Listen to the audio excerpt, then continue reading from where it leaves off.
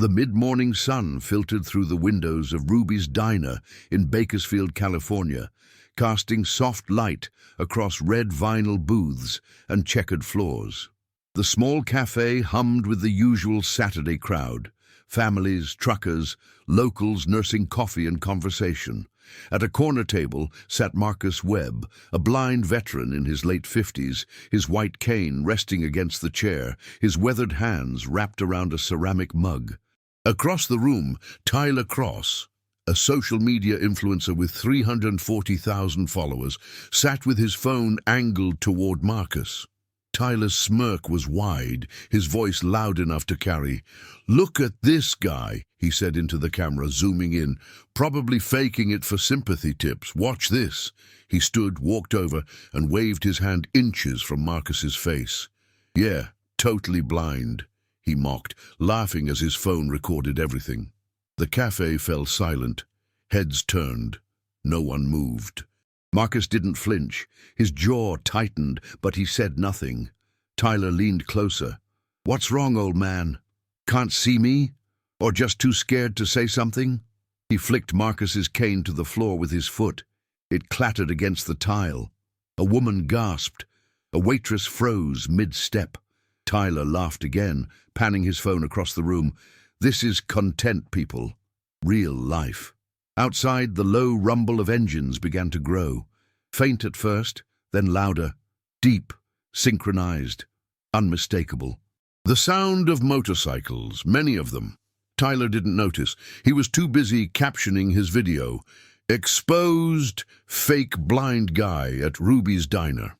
But Marcus heard. His lips curled into the faintest smile.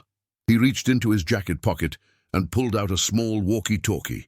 He pressed the button once, twice, 3 times. The engines outside roared in response. If you're watching this, please leave a comment below sharing your thoughts. It helps this story reach more people who need to hear it. The diner door swung open. One biker stepped inside, then another, then 10, then 20. The sound of boots on tile echoed like thunder. Within 60 seconds, 80 members of the Iron Covenant Motorcycle Club filled Ruby's Diner. Leather vests, steel-toed boots, arms crossed, faces carved from stone. They formed a wall between Tyler and the door. The lead rider, a man named Samuel "Ghost" Lattimore, walked slowly toward Marcus's table. He picked up the cane, wiped it clean with his sleeve, and handed it back. "You good, Marcus?" he asked quietly. Marcus nodded. "I'm good now." Ghost turned toward Tyler, whose phone was still recording, but now his hand was shaking. "You think mocking a blind man is funny?" Ghost's voice was calm, but it carried weight. "You think disrespecting a veteran who lost his sight in Fallujah is content?" Tyler stammered, stepping back. I didn't mean—" Ghost raised a hand. "Save it. You're not leaving until you apologize. On camera. For real this time." The cafe was silent except for the hum of idling motorcycles outside. Tyler's followers would see this. The world would see this. And Marcus Webb, the man who once carried his brothers out of burning vehicles, who survived 3 tours and an IED blast that stole his sight, would finally get the respect he earned 17 years ago. Marcus Webb woke at 5:30 hours, just like he had every morning since 1987. His internal clock hadn't changed in 4 decades. Not through Desert Storm, not through Afghanistan, not through the explosion that took his sight in Fallujah in 2008. He sat on the edge of his bed in the small apartment he shared with no one, his hands finding the familiar grooves in the nightstand, the shape of his watch, the texture of his white cane leaning against the wall. He showered, dressed in jeans and a faded navy blue shirt, with a small American flag patch stitched above the chest pocket, and laced his boots by memory. His fingers moved with precision, muscle memory forged by necessity. He didn't need sight to navigate his own life. He needed routine, discipline, and the quiet dignity of doing things himself. By 0700, Marcus was out the door. The morning air was cool, carrying the scent of gasoline and dust from the highway nearby. He walked 4 blocks east to Ruby's Diner, his cane tapping a rhythmic pattern against the sidewalk. Cars passed, a dog barked, a woman said good morning. Marcus nodded in her direction, offering a polite smile. He knew the route by heart. 12 cracks in the pavement, 2 driveways, 1 stop sign where the crosswalk hummed faintly when the signal changed. Ruby's Diner had been his Saturday morning ritual for 6 years. The staff knew him. The owner, Ruby Castellano, always saved him the corner booth. The waitress, Linda, brought him black coffee without asking. The cook, Eddie, made his eggs over easy with wheat toast, no butter. It was predictable, safe, a small pocket of normalcy in a world that had taken so much from him. Marcus pushed through the glass door, the little bell above it chiming softly. The familiar sounds wrapped around him, clinking silverware, low conversation, the hiss of the griddle. He felt his way to the corner booth, set his cane against the chair, and sat down. Linda appeared within seconds. "Morning, Marcus," she said warmly. "The usual?" He nodded. "Thanks, Linda." She squeezed his shoulder gently before walking away. It was a gesture of respect, not pity. Marcus appreciated that. He'd spent years learning to distinguish between the two. Pity felt like an apology. Respect felt like acknowledgement. He didn't want apologies. He wanted to be seen, not as a tragedy, but as a man who'd served, survived, and kept going. The coffee arrived. Marcus wrapped his hands around the mug, letting the warmth seep into his palms. He listened to the diner's rhythm. The murmur of a family ordering pancakes, the scrape of a chair, the rustle of a newspaper. He didn't need to see it. He could feel it. This was his corner of the world. And for 1 hour, every Saturday morning, it was enough. But 20 feet away, Tyler Cross was setting up his phone on a small tripod, angling it toward the booths. He wore a backward baseball cap, a designer hoodie, and an expression of smug entitlement. His screen glowed with notifications. Hearts, comments, shares. He thrived on attention, on spectacle, on turning strangers into content. And when his eyes landed on Marcus Webb, sitting alone with his white cane, Tyler saw an opportunity. He leaned toward his phone and whispered, "Guys, check this out. I think we've got a faker." Tyler Cross had built his brand on controversy. His social media presence was a carefully curated mix of pranks, public confrontations, and exposing people he deemed fraudulent. He called it keeping it real. His followers called it savage. Critics called it cruelty. Tyler didn't care. Engagement was engagement. Views were views. Outrage paid better than kindness. He'd started small. Fake giveaways, staged arguments, clickbait titles, but over the past year, his content had shifted toward public shaming. He'd confronted a homeless man for faking a limp. He'd filmed himself accusing a street musician of lip-syncing. He'd ambushed a young mother at a grocery store, claiming she was abusing food stamps. Each video went viral. Each one brought thousands of new followers. Each one made Tyler feel powerful. Now, sitting in Ruby's Diner with his phone recording, Tyler saw Marcus Webb as his next target. The white cane, the dark sunglasses, the way Marcus sat still, staring at nothing. Tyler's mind raced with possibilities. Blind veteran scamming people for free meals. Faker caught on camera. Watch what happens when I call him out. The titles wrote themselves. He adjusted the camera angle, checked the lighting, and started recording. "All right, guys. I'm here at Ruby's Diner in Bakersfield, and I just noticed something suspicious." He zoomed in on Marcus. "See that guy over there? White cane, sunglasses, the whole act. But watch. I bet he's not really blind. I'm going to test it." Tyler stood, pocketing his phone but keeping it recording. He walked slowly toward Marcus's booth, his footsteps deliberate. A few other patrons glanced up, curious. Linda, the waitress, paused mid-refill, her brow furrowing. Something felt wrong. The energy in the room shifted. Tyler stopped a few feet from Marcus's table. He waved his hand in front of Marcus's face, once, twice, 3 times. Marcus didn't react.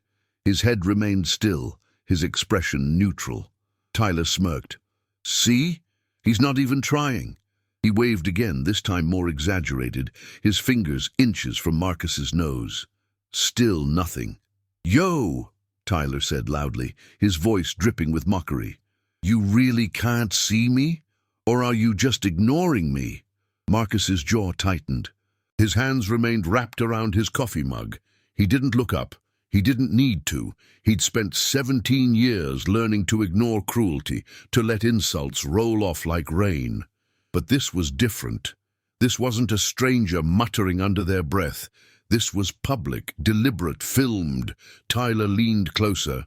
What's the matter, old man? Cat got your tongue? He reached down and flicked Marcus's white cane with his foot. It clattered to the floor, the sound sharp and final. A woman at the next booth gasped. A man stood halfway out of his seat. Linda dropped the coffee pot on the counter, her face flushing with anger. But Marcus didn't move. He sat perfectly still, his hands steady, his breathing controlled. Tyler laughed, retrieving his phone and holding it up. You guys seeing this? Dude's not even gonna defend himself. Pathetic. He panned the camera across the room, capturing the shocked faces, the silent outrage. This is what I'm talking about. People fake disabilities for sympathy. It's disgusting.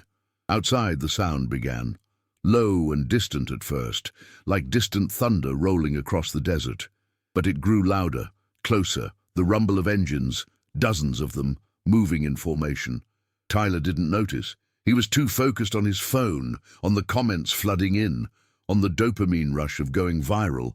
But Marcus noticed. His lips curled into the faintest smile. He reached into his jacket pocket and pulled out a small walkie-talkie, military grade, weathered from years of use. He pressed the button once. The engines roared. He pressed it twice. The sound grew deafening. He pressed it 3 times. And the Iron Covenant Motorcycle Club rolled into Ruby's Diner parking lot like a storm made of steel and fury. Tyler finally looked up. Through the diner window he saw them, rows of motorcycles, gleaming chrome and black leather, 80 strong.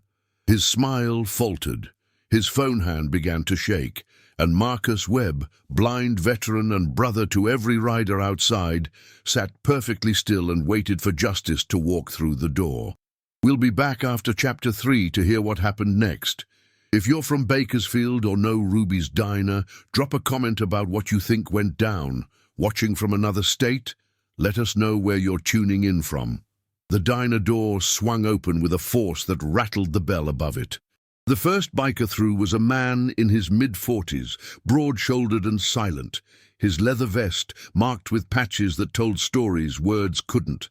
Behind him came another, then 5 more, then 10.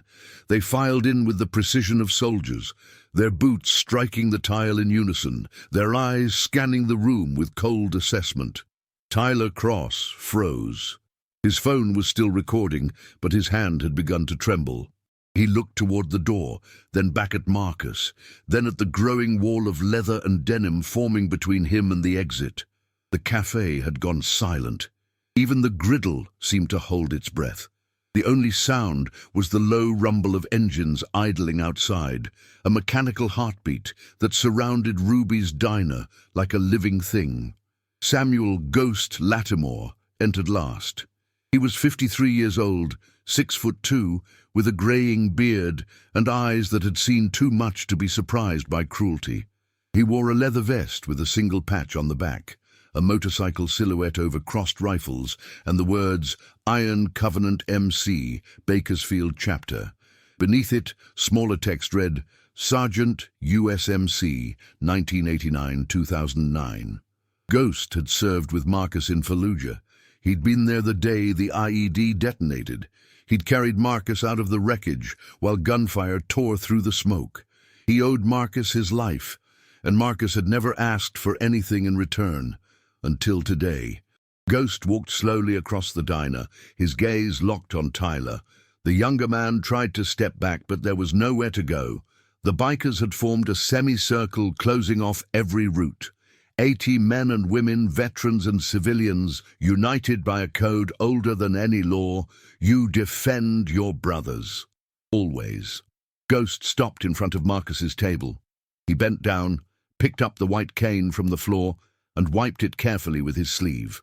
He handed it to Marcus without a word. Marcus took it, his fingers brushing Ghost's in silent acknowledgement. "You good, Marcus?" Ghost asked quietly. His voice was calm, but beneath it was something unshakable, loyalty forged in fire. Marcus nodded. "I'm good now." Ghost turned toward Tyler. The influencer's face had gone pale. His phone was still recording, but the comment section had exploded. Thousands of messages flooding in, most of them variations of "oh no" and "he's done." Ghost didn't raise his voice. He didn't need to. "You think mocking a blind man is funny?" he asked. Tyler opened his mouth, but no sound came out. Ghost took a step closer. "You think disrespecting a veteran who lost his sight saving his brothers in Fallujah is content?" Tyler's throat worked. I didn't know." Ghost raised a hand, cutting him off. "You didn't know? Or you didn't care?" The question hung in the air. Tyler looked around desperately, searching for an ally, an escape, anything. But every face in the diner was turned toward him now, not with sympathy, but with judgment. Linda, the waitress, stood with her arms crossed.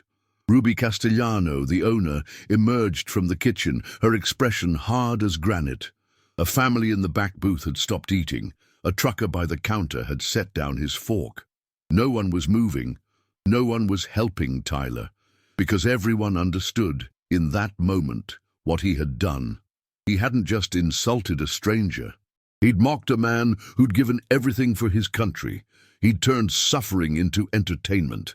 And now, surrounded by 80 people who understood sacrifice, Tyler Cross was learning what accountability looked like. Ghost stepped aside, gesturing toward Marcus. "You're going to apologize," he said simply, "on camera, for real this time. And then you're going to take down every video you've ever made mocking people, every single one." Tyler's voice cracked. "I can't just—" Ghost's expression didn't change. "You can, and you will, because if you don't, every one of these 80 bikers is going to make sure your sponsors know exactly who you are." Tyler looked at his phone. The live stream was still running. 20,000 viewers, comments pouring in faster than he could read. His carefully constructed empire was crumbling in real time. He looked at Marcus, who sat perfectly still, his face unreadable. Tyler had come here looking for content. He'd found consequence instead. "I'm sorry," Tyler whispered. Ghost shook his head. Louder, and to him, not to me. Tyler swallowed hard. He turned toward Marcus, his phone shaking in his hand. "I'm sorry, sir. I was wrong. I shouldn't have—" His voice broke. Marcus didn't respond. He simply picked up his coffee, took a slow sip, and set it back down. The silence stretched, and Tyler Cross, influencer and coward, realized that some apologies come too late to matter. The Iron Covenant Motorcycle Club had been founded in 1974 by 3 Vietnam veterans who returned home to a country that didn't want them. They'd ridden together across the Southwest, building a brotherhood based on loyalty, respect, and a shared understanding that some bonds couldn't be broken. Over the decades, the club had grown, chapters in California, Arizona, Nevada, Texas. But the code remained the same. Protect your brothers, honor your word, and never turn your back on someone in need. Samuel Ghost Lattimore had joined the Iron Covenant in 2010, 1 year after retiring from the Marine Corps. He'd spent 20 years in service, 2 tours in the Gulf, 3 in Afghanistan, 1 in Iraq. He'd seen men die. He'd carried bodies home. He'd stood at funerals and folded flags and handed them to widows who couldn't stop shaking. When he came home, he didn't know how to be a civilian. The world felt too loud, too fast, too indifferent, until he found the club. The bikers gave him structure. They gave him purpose. They gave him a new family. And when Marcus Webb called him 3 months ago, asking if the club still honored its code, Ghost didn't hesitate. "Always," he'd said. Marcus had explained the situation, the harassment, the videos, the way people treated him like a spectacle instead of a man. "I don't need revenge," Marcus had said. "I just need someone to have my back if it ever gets bad." Ghost had given Marcus a walkie-talkie. "If anything happens, press it 3 times. We'll be there in 10 minutes. Marcus had laughed. "You'd really do that?" Ghost's voice had gone quiet. "Marcus, you dragged me out of a burning Humvee while bullets were flying. You think I'm not going to show up for you at a diner?" Now, standing in Ruby's diner with 80 members of the Iron Covenant surrounding him, Ghost felt the same clarity he'd felt on the battlefield. This wasn't about intimidation. It wasn't about violence. It was about drawing a line in the sand and saying, "Not here, not ever, not to one of ours." Tyler Cross stood in the center of the room, his phone still recording, his face flushed with humiliation. The live stream had peaked at 32,000 viewers. The comments were brutal. "Delete your account. This is karma. Respect to the bikers." Tyler's hands shook as he read them. His carefully curated image was disintegrating in real time. Ghost gestured toward an empty chair. "Sit down." Tyler hesitated. "I said sit." Tyler obeyed, sinking into the chair like a child called to the principal's office. Ghost pulled up another chair and sat across from him, his posture relaxed but his gaze unwavering. "You know what the problem is?" Ghost said quietly. "You think being loud makes you strong. You think humiliating people makes you important. But all it makes you is small." Tyler stared at the table. "I was just trying to—" Ghost cut him off. "I don't care what you were trying to do. I care what you did. You mocked a man who sacrificed more than you'll ever understand. You turned his pain into entertainment, and you did it for likes." Ghost leaned forward. "Let me tell you something about Marcus Webb. In 2008, he was driving a convoy through Fallujah when an IED went off. The blast killed 2 men instantly. Marcus could have run. He could have saved himself, but he didn't. He went back into the fire. He pulled 3 Marines out of that wreckage, and when the second explosion hit, it took his sight." The diner was silent. Tyler's phone had stopped shaking. The livestream comments had slowed. People were listening. Ghost continued. "Marcus came home with a Purple Heart and a medical discharge. No sight, no job, no family waiting for him. He rebuilt his life from nothing. He learned to navigate a world that didn't care if he made it or not. And he did it with more dignity than you've shown in your entire life." Tyler's voice was barely a whisper. "I didn't know." Ghost's expression didn't soften. "You didn't ask. That's the problem.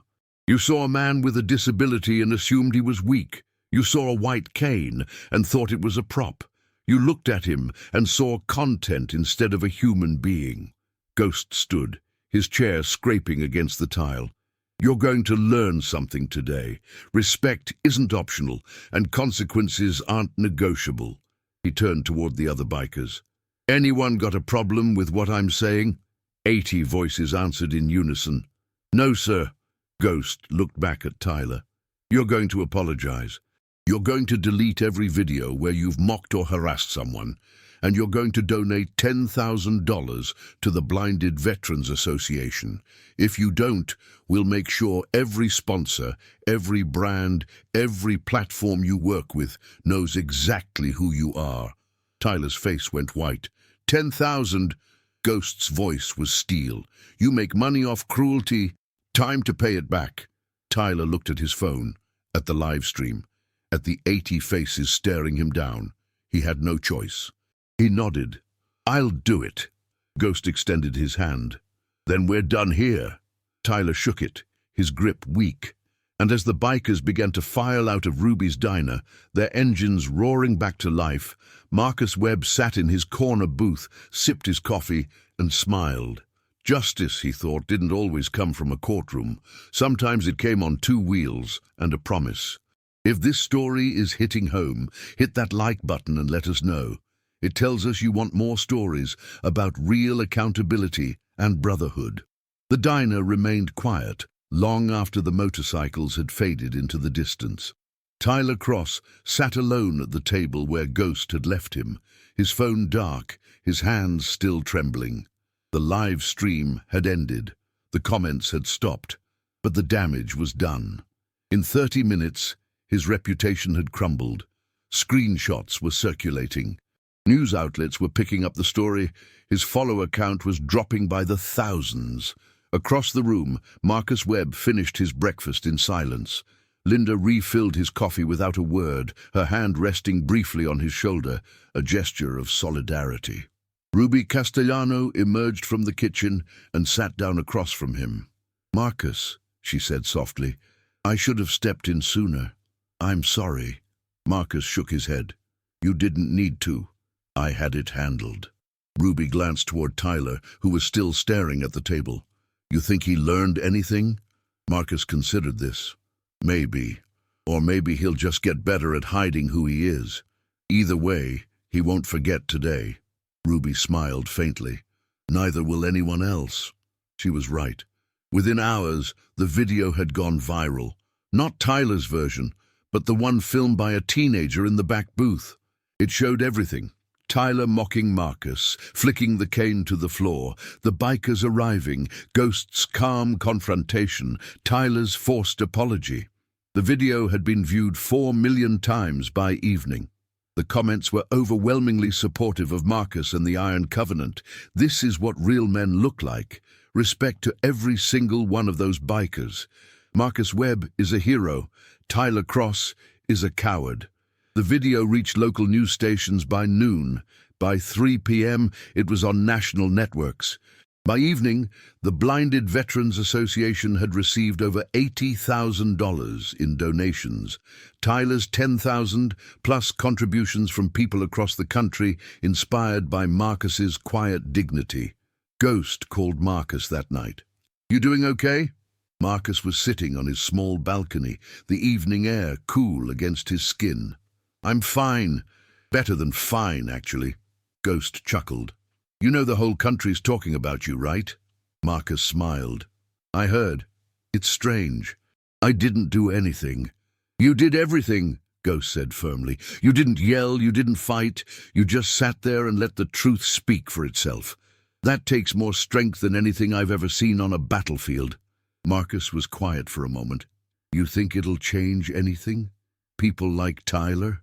Ghost sighed. "Maybe not him, but it'll change how other people see veterans, how they see blindness, how they see what respect really means. That's worth something." Marcus nodded, even though Ghost couldn't see it. "Thank you for showing up." Ghost's voice softened. "Marcus, you dragged me out of hell in Fallujah. Showing up at a diner. That's the least I could do." They talked for another 20 minutes, about the club, about old friends, about plans to ride together once the weather cooled. When they hung up, Marcus sat in the darkness and listened to the city sounds around him. For the first time in years, he didn't feel invisible. Meanwhile, Tyler Cross sat in his apartment, staring at his laptop screen. His social media accounts were in freefall. Sponsors were dropping him. Brand deals were being cancelled. His inbox was filled with legal threats, hate mail, and pleas from his remaining followers to apologize more sincerely. He'd posted a video earlier that evening, a tearful, scripted apology where he claimed he'd learned his lesson and was committed to change. But the comments were merciless. Too late. "You're only sorry because you got caught. Delete your account." Tyler closed the laptop and stared at the ceiling. He'd built his entire identity on being untouchable, on saying whatever he wanted without consequences. But today had shattered that illusion. He'd met 80 people who didn't care about his follower count, his brand deals, or his carefully curated image. They cared about honor, and he had none. For the first time in his life, Tyler Cross understood what it meant to be powerless. And he hated it. 3 weeks later, Marcus Webb received a letter. It arrived in a plain white envelope with no return address, forwarded through the Blinded Veterans Association. He asked his neighbor, Mrs. Ramirez, to read it aloud. She sat down at his kitchen table, adjusted her glasses, and began. "Dear Mr. Webb, my name is Daniel Ortega. I'm 17 years old and I live in Phoenix, Arizona. I was born with a degenerative eye condition, and I lost most of my sight by the time I was 12. For the past 5 years, I've been bullied at school. People make jokes. They film me. They post videos online. I stopped going to classes because it was easier to be invisible than to be a target. But then I saw the video of what happened to you at Ruby's Diner. I saw how you didn't fight back. I saw how you stayed calm. And I saw how people stood up for you, not because you asked them to, but because they knew it was right. I wanted you to know that your story changed something for me. I went back to school this week, and when someone tried to film me, I didn't run.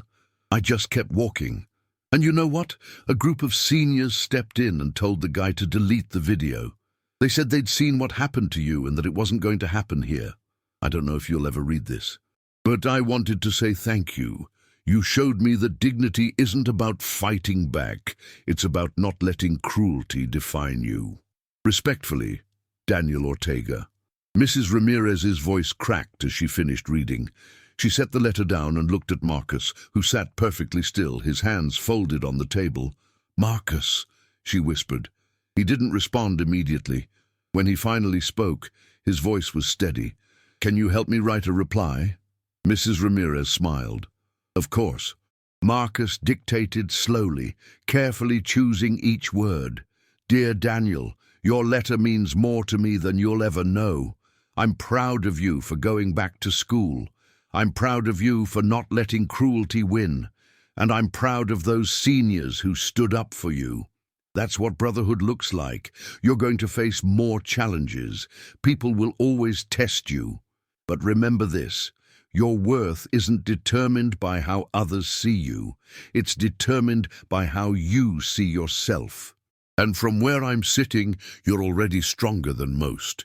If you ever need someone to talk to, the Blinded Veterans Association can connect us. You're not alone in this. Stay strong. Marcus Webb. Mrs. Ramirez mailed the letter that afternoon. And over the following months, more letters arrived. From veterans, from parents of children with disabilities, from people who'd been bullied, harassed, or made to feel small. Each one thanked Marcus for what he'd done, not by fighting, but by simply refusing to shrink. The Iron Covenant continued riding. Ghost organized charity events, veterans benefits, and community outreach programs. Ruby's Diner became a gathering place for the club, a symbol of what happened when good people refused to stay silent. And Tyler Cross, his accounts went dark. His influencer career ended. He deleted everything and disappeared from the internet. Some said he moved out of state. Others said he was working construction. No one knew for sure, and no one cared, because the story was never really about him. It was about Marcus Webb, a blind veteran who showed the world that strength doesn't roar, it whispers, and sometimes it rides. 6 months after the incident at Ruby's Diner, Marcus Webb stood on a stage in front of 200 people at the Bakersfield Veterans Center. He wore a pressed shirt, his white cane resting against the podium, his face calm as the audience settled into their seats. Beside him stood Samuel "Ghost" Lattimore and 4 other members of the Iron Covenant, their leather vests gleaming under the stage lights. The event was a fundraiser for the Blinded Veterans Association, organized in response to the overwhelming support that followed the viral video. Donations had poured in from across the country, enough to fund job training programs, adaptive technology grants, and mental health services for veterans transitioning to civilian life. Marcus had been asked to speak. He'd hesitated at first. Public speaking wasn't his strength, but Ghost had convinced him. "People need to hear from you," Ghost had said. "Not because you're a hero, because you're real." Now standing at the podium, Marcus took a slow breath. The room fell silent. He didn't have notes. He didn't need them. "My name is Marcus Webb," he began, his voice steady, "and I'm blind." A few people chuckled softly, breaking the tension. Marcus smiled. "I didn't plan on being here today. 6 months ago, I was just a guy trying to drink coffee in peace. But something happened that day, something I didn't expect. He paused, choosing his words carefully. For 17 years, I've navigated a world that doesn't always know how to see me. Not because I'm invisible, but because people don't know what to do with blindness. They either pity me or ignore me. And honestly, I got used to it. I stopped expecting anything different. Marcus's hands gripped the edge of the podium. But that day at Ruby's diner, I learned something. I learned that there are still people in this world who will stand up, not because it benefits them, but because it's the right thing to do. 80 bikers showed up that day, not because I asked them to, but because they understood something fundamental. We protect our own. The audience was silent, hanging on every word. Marcus continued, I didn't lose my sight in a car accident or from an illness. I lost it in Fallujah in 2008, pulling my brothers out of a burning vehicle, and I don't regret it, because that's what we do. We show up for each other. We carry each other when we can't walk. We stand together when the world tries to tear us apart. His voice grew stronger. The man who mocked me that day thought he was clever. He thought turning my blindness into content would make him important. But what he didn't understand is this. Cruelty doesn't make you strong. It makes you small. And kindness, real, unshakable kindness, that's what changes the world. Marcus turned slightly toward Ghost. I want to thank the Iron Covenant Motorcycle Club. You didn't just show up for me. You showed up for every person who's ever been made to feel less than. You reminded everyone watching that respect isn't optional, that dignity isn't negotiable, and that brotherhood is real. The audience erupted into applause. People stood, some wiped tears from their eyes. Ghost placed a hand on Marcus's shoulder, squeezing gently. Marcus smiled, feeling the weight of the moment settle over him like a promise kept. When the applause finally died down, Marcus spoke again. I've received hundreds of letters over the past 6 months. From veterans, from kids, from parents, people who've been bullied or ignored or made to feel invisible, and every single one of them said the same thing. Thank you for not giving up. Thank you for showing us that we matter.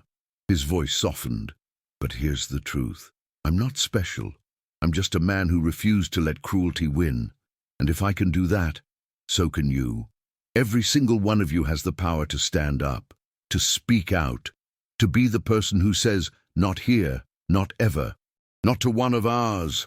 Marcus stepped back from the podium.